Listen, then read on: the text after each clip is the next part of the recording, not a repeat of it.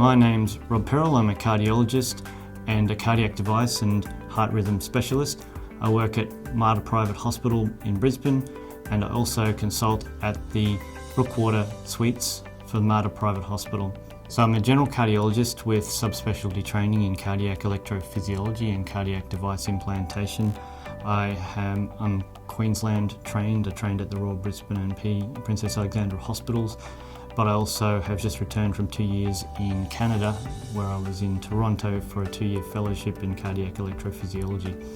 My previous degree before I was a doctor was a veterinarian. Also, I trained here at the University of Queensland. After a couple of years, I saw my life taking a different direction and I went into medical school.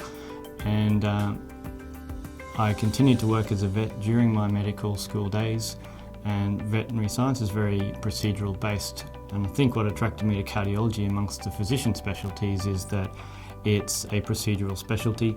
The field of cardiology, and particularly cardiac electrophysiology, has changed immensely over the past decade, and that's mainly due to advances in computers, and in my part of the specialty in heart rhythm disorders and cardiac devices, pacemakers and defibrillators have immensely improved in line with what's happened outside of medicine as well, and people's own laptop computers have dramatically improved over the past decade, and all that technology is available to us. So we have opportunities to do things like remote follow-up over the internet through the pacemakers and defibrillators. For heart rhythm disorders, we can use three-dimensional computer mapping, which is fast and reliable these days, and it was pretty rudimentary 10 years ago. So we're in a great era in cardiology and cardiac electrophysiology where we can find rhythm problems very easily and often cure people of them. Patients I like to have referred to me as a cardiac electrophysiologist and heart rhythm device specialist are patients with palpitations, patients who have slow or fast heartbeats, and patients with chest pain, because I'm also a general cardiologist.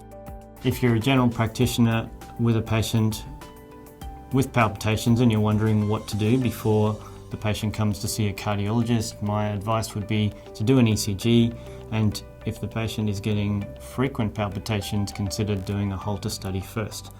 And please remember to send those tracings to me, not just the report, because I really like to look at the ECG myself.